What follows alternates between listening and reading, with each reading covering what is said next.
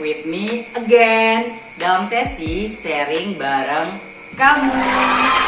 So guys, seperti yang kalian lihat di sini aku tuh nggak sendiri banget. Di sini aku udah ada ditemenin dua wanita yang cantik-cantik banget, parah. Nah, ayo kita kenalin dulu siapa di sini ada di samping kanan aku. Halo guys, aku Dini Herlina. Dan di samping kiri aku. Halo guys, aku Anissa Puspita.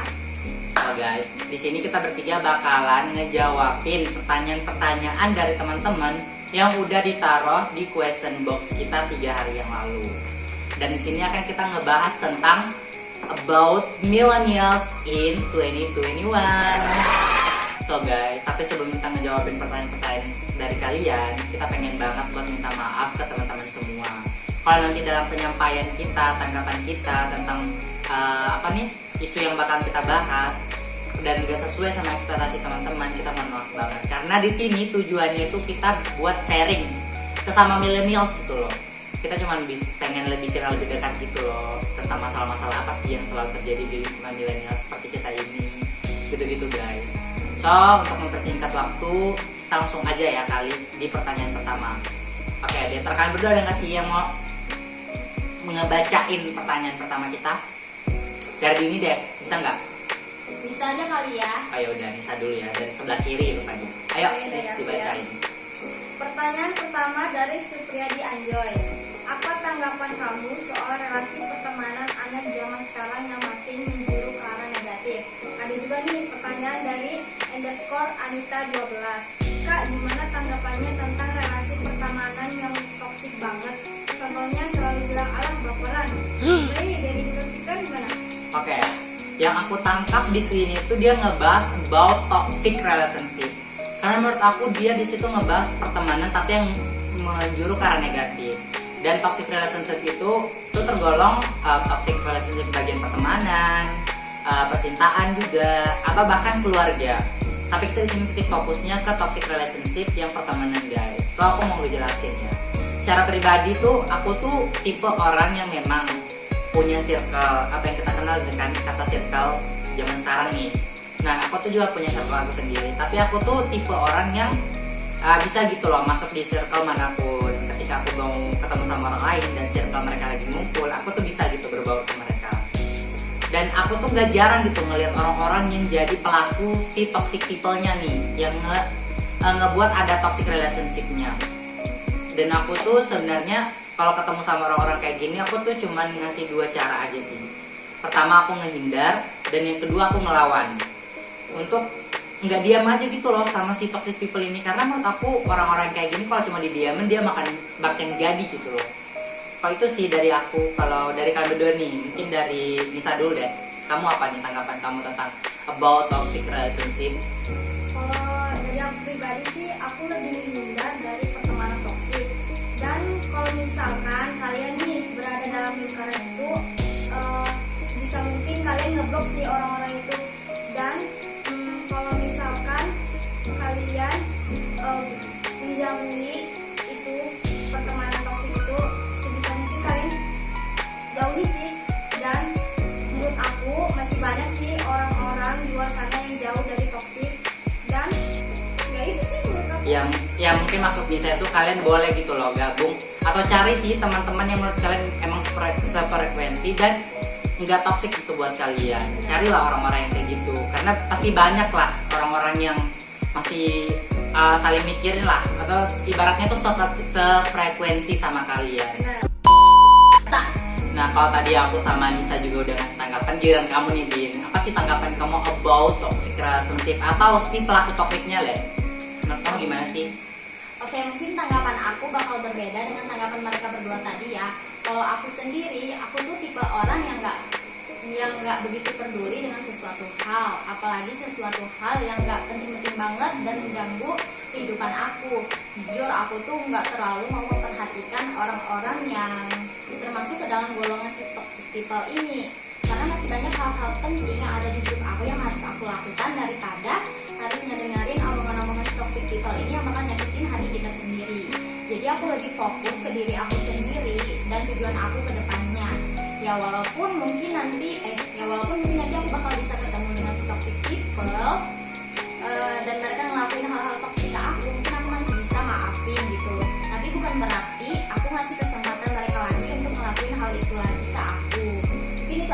tanggapan dari aku tentang relasi pertemanan yang toksik. Yang aku tangkap dari pernyataan si Dini ini artinya dia tuh gak begitu peduli sama si pelaku toxic people-nya ini. Tapi dia ketika ditemukan sama orang-orang toxic ini, dia bakalan dan dia diperlakukan toxic, dia bakalan maafin dan dia bakalan maksudnya nggak biarin lagi tuh si pelaku toksiknya buat ngelakuin hal yang sama gitu. So untuk tambahan sih dari aku, kalau seandainya memang kalian nih ketemu sama pelaku toksik, yang pertama kalian harus itu pandang dulu, dia tuh cocok nggak sih jadi lawan kalian. Dan cocok nggak? Ini si pelaku toksiknya cocok nggak sih dihadapin sama kalian? Porsinya sama nggak sih sama kalian gitu guys. Terus yang kedua, kalau kalian dihadapin sama si toxic people ini, yang pertama kalian coba untuk menghindar dulu. Jangan mengarah ke percakapan negatif. Kalau sudah mengarah ke percakapan negatif, kalian udah akhiri aja percakapan sama dia. Terus yang ketiga, kalian bisa minta perspektif lain dari teman-teman kalian atau sahabat kalian yang dekat yang bisa kalian percaya guys. Contohnya nih, kamu punya sahabat kayak nih Nisa sama Dini kan nih, mereka bisa saling tukar pikiran gitu loh tentang seseorang yang mungkin menurut mereka atau mungkin menurut Nisa itu toxic banget buat dia. So guys, mungkin itu jawaban dan tanggapan kita tentang about toxic relationship. Oke deh, kayaknya kita lanjut ke pertanyaan kedua aja ya, langsung nih. Aku mau ngebacain pertanyaan kedua karena di sini ada nyebutin nama aku nih. Ini dari Megawati _ Kafik, kenapa sih fisik selalu jadi patokan? Kemarin aku sampai di body shaming sama cowok. Trauma banget. Cara supaya gak insecure dong kak. Astaga, parah banget sih. Sumpah kalau ngebahas isu tentang ini kayaknya udah gak asing gitu ya di telinga kita. Apalagi semenjak ada kata good looking selalu diutamakan. Pertanyaannya nih buat kalian yang sedang nonton atau kalian yang berdua lah di sini, siapa sih di antara kalian nggak pengen jadi good looking? Ada nggak? What? Ya nggak ada sih. Nah tuh jawabannya udah pasti semua pengen jadi seseorang yang good looking. Tapi kita dilahirkan beragam guys. Balik lagi, kita tuh dilahirkan beragam. Cuman kalau ditanya buat si pelaku body shaming nih ya, aku tuh bener-bener kayak nggak bisa ngebenerin nih cara mereka buat nge-body shaming orang lain, karena menurut aku itu tindakan yang kayak benar-benar fatal gitu loh. Kamu gak berhak buat ngomentarin fisik orang lain atau sampai ngebuat orang itu trauma malah. Tapi kalau aku pribadi sih, aku belajar dari pengalaman aku kan. Dulu waktu aku masih SMP gitu kan, aku breakout parah nih mukanya. Dan itu aku jerawatan banget dan sampai di body shaming sama orang-orang di sekitar aku. Bahkan itu di kerumunan orang lagi ramai guys. Tapi dengan hal itu justru ngebuat aku yang kayak ya udah sih, itu tanggapan mereka aja sih tentang aku. Karena who knows about myself, just me, not someone, even is my family. Itu aja sih dari aku. Nah kalau dari apa ya, tadi kan udah di Nisa, kayaknya dari Dini lagi. Kalau kamu nih gimana dengan looking kamu seperti ini? Kamu tuh masih ngerasain insecure gak sih? Oke, berbicara mengenai masalah insecure, jujur aku masih sering banget insecure. Apalagi ketika aku melihat ada orang yang lebih dari diri aku sendiri. Semisal dia lebih cantik, dia pintar, dan sebagainya. Oh, jadi dia tuh emang sih kalau yang aku tangkap juga kan, insecurity ini muncul ketika kita ngelihat kekurangan kita di orang lain dan justru itu menjadi kelebihan dia guys. Makanya insecurity itu muncul tiba-tiba gitu loh. Itu aja sih mungkin tentang about insecure. Kalau tipsnya nih gimana caranya? Mungkin kalau dari aku, kalian coba buat lebih cinta aja lah ke diri kalian sendiri. Kalian coba buat menerima kekurangan kalian. Dari kekurangan kalian itu kalian coba buat gali potensi apa sih yang sebenarnya ada di kalian, sehingga kekurangan kalian ini tertutupi gitu loh sama kelebihan kalian. Nah kalau dari Nisa sendiri, tadi Dini udah nih. Kalau kamu sendiri nih gimana sih tentang buat pelaku body shaming atau mungkin insecurity? Kalau dalam body shaming sih, aku tipe orang yang selalu memikirkan apa yang orang lain pikirkan tentang aku. Kayak misalkan nih, kamu kok sekarang jerawatan, kok kamu sekarang kurusan sih, bla bla bla. Hal itu buat aku mikir kayak, kenapa sih? Setiap manusia kan punya kelebihan dan kekurangannya masing-masing. Dan kalian jangan pernah suka body shaming ke orang-orang. Berhenti mengomentari dan sibuk kehidupan sama orang lain. Jadi kalian stop introspeksi diri kalian. Nah ya guys, karena kita nggak tahu guys, perasaan orang itu, mental orang itu pasti beda-beda. Benar banget. Ada yang kayak dikatain cuma dikit aja tuh yang kayak langsung down parah gitu kan. Dan memang ada orang yang tipe-tipenya mentalnya udah baja banget, dikatain apa aja udah mental aja gitu. Tapi memang ada orang-orang khusus, kita diciptain dengan nurani guys, kita punya perasaan, kita nggak bisa gitu loh nge-body shaming orang suka hati kita. Walaupun memang mungkin orang itu kurang di mata kita, ya udah kita simpan aja, jangan sampai dikeluarin, karena kita nggak tahu tanggapan mereka nanti tentang perkataan kita itu gimana kan. Kalau itu aja sih guys. Pertama, kalau buat pelaku body shaming tadi, kalian cobalah buat jangan ungkapin itu, apalagi di depan orangnya secara langsung. Terus yang kedua tadi tentang insecurity, karena aku tadi udah ngampanyekan buat love yourself, tapi memang gak semudah yang kita lakuin, karena insecurity itu muncul secara tiba-tiba gitu loh. Kadang kita diam langsung tiba-tiba muncul insecure gitu kan. So kayak gitu-gitu aja sih guys. Kalau buat kalian gimana tipsnya buat insecure, pokoknya bersyukur aja lah dulu sama apa yang kalian punya, itu kan. Nah, kalian mau nambahin gak? Kayaknya cukup ya. Iya, cukup aja sih. Oke guys, next kita masuk ke pertanyaan ketiga nih. Kayaknya Dini deh yang bacain lagi pertanyaannya ya guys. Yuk disimak nih pertanyaannya. Oke, di sini ada pertanyaan dari Vicky Salia 17. Kak, gimana caranya agar aku bisa produktif? Soalnya bingung mau ngapain. Dan ada lagi nih pertanyaan dari Rizkula_Ramadan 03. Cara bisa nge-manage waktu gimana Kak? Apalagi pandemi saat ini sering banget keteteran. Kayaknya aku mau ngejawab paling pertama ya guys. Jadi di sini simpulan pertanyaan tuh mempertanyakan tentang gimana cara manage waktu dan biar produktif di masa pandemi ini kan. Nah, aku pertama mau mulai di cara produktif. Pertama, kita punya gadget. Gadget ini nggak lepas dari kehidupan sehari-hari kita sebagai seorang milenial. Nah, dari aku tuh pengen ngebahas dari seputaran gadget ini. Pertama, tentunya kita sebagai seorang milenial itu nggak lepas dari yang namanya platform sosial media. Nah, di platform sosial media ini banyak banget gitu loh ngejadiin wadah-wadah buat teman-teman buat memproduktifkan waktu teman-teman. Contohnya nih, kita sebut aja platform TikTok. Nah, di platform TikTok ini kan banyak banget konten-konten yang menarik yang bisa teman-teman buat, dan juga itu sekaligus buat mengasah kreativitas teman-teman sih. Terus juga ada berbagai macam lomba-lomba nih yang diadakan di berbagai macam platform sosial media. Kalian boleh bisa banget buat ikut di lomba-lomba itu. Contohnya ada yang hobi menulis, kalian cari lomba menulis puisi, cerpen, dan lain-lain sebagainya.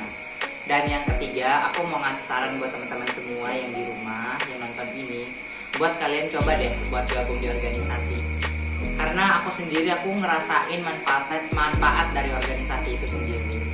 Karena di organisasi ini kita dituntut buat selalu produktif guys. Karena mereka pasti melaksanakan ada event-event gitu, ada program kerja mereka. Nah, dari situ kalian jadinya nggak terbuang sia-sia gitu waktunya, ada hal-hal berguna yang bisa kalian lakukan. Nah, terus karena aku sudah ngebahas ini, aku mau nanya nih ke Nisa dulu lah. Gimana sih cara kamu manage waktu kamu? Kalau dalam manage waktu, aku orang yang nggak mengharuskan itu. Masa nggak mengharuskan? Tadi kita ngebahas tentang produktif sama nge-manage waktu ya. Maksudnya kamu nggak, produksi kamu tuh nggak harus yang harus kamu lakukan di to-do list gitu ya. Nah, contohnya tuh kayak gimana sih? Contohnya kan sebagai kita nih sama perempuan. Ya. Misalkan kita kan BTW sama perempuan, aku laki-laki guys. Ya maksudnya kalian lah kaum wanita gitu ya kan. Kaum wanita yang milenialsnya gitu. Nah, lanjutin dong. Kalau dalam saya sih ke perempuan nih kan ada cuci piring, kayak membersih rumah-rumah atau masak. Nah, aku sih manage waktunya nggak harus mensesuaikan itu. Oh iya, maksudnya kayak pekerjaan rumah gitu kan. Jangan ketawa. Pekerjaan rumah gitu kan. Nah, mungkin tadi dia ngebahas perempuan gara-gara itu dia masih ketawa guys. Jadi mungkin buat teman-teman nih yang perempuan, aku jujur aku hidup sendiri dan aku harus ngelakuin juga yang perempuan lakuin. Contohnya kayak cuci piring, nyuci baju, itu kan kayak pekerjaan yang bisa ngebuat kalian produktif, jadi nggak buat kalian santai-santai. Mungkin maksud Nisa kayak gitu ya. Bener Nah, banget. terus kalau kamu nge-manage waktu tadi, maksudnya kamu tuh nggak yang kayak ya udah aku nanti ngelakuin ini yang nggak kayak gitu kan, tapi langsung aja gitu dilakuin sendiri. Bener banget. Nah, kalau dari Dini sendiri gimana sih cara kamu produktif? Atau mungkin kamu tergolong orang yang kalau aku kenal dia nih ya kayak kurang produktif gitu sih. Tapi kita dengar dulu tanggapan dia. Gimana sih cara kamu biar produktif dan manage waktu kamu? Oke guys, jujur aku pribadi untuk menjadi seseorang yang produktif memang belum bisa ya. Karena aku lebih banyak bersantainya dibandingkan untuk ngelakuin kegiatan. Tapi ketika aku dikasih suatu pekerjaan yang memang harus atau perlu dilakukan, ya aku bisa menyelesaikan suatu pekerjaan itu sesuai dengan target yang telah aku tentukan. Kapan aku harus memulai dan kapan pekerjaan itu dapat selesai. Ya walaupun kali aku nunda-nunda ya. Oh, jadi kayak walaupun nanti dia ada pekerjaan nih yang harus diselesaikan, kita sebut aja deadlineer. Maksudnya dia ngerjakan sesuatunya pas udah dekat deadline. Emang banyak sih kebiasaan kita sebagai milenial tuh yang kayak gitu-gitu kan. Oke, terus kalau buat nge-manage waktunya nih Din, kamu tuh tipe orang kayak gimana sih, atau ada tipsnya sih buat nge-manage waktu kamu sendiri? Oke, sebelumnya mohon maaf banget nih ya guys. Aku jujur. Kenapa tuh? Aku jujur belum bisa banget ngatur waktu aku sendiri. Jadi untuk sekarang mungkin aku belum bisa ngasih tips ke kalian semua bagaimana sih caranya memanage waktu itu. Sayang banget ya guys. Mungkin bisa ada yang mau sampaikan. So guys, dari apa yang disampaikan Dini, mungkin kita bisa ambil dari sisi positifnya dan jangan ngelakuin hal kayak gitu. Nah ya guys, benar banget yang dikatain Nisa tadi. Nah mungkin kalau mereka belum bisa ngasih kalian tips buat manage waktu, kayaknya aku bisa ngasih dikit. Yang pertama, kalian buat to-do list kalian masing-masing. Apa aja sih hal-hal yang kalian pengen kerjain, kalian buat listnya. Terus yang kedua, kalau pribadi aku tuh suka mengotak-ngotakan hal yang harus aku prioritaskan. Mana yang harus aku kerjakan duluan, mana yang mungkin bisa aku tinggalkan, atau mana mungkin yang aku bisa cancel sekalipun.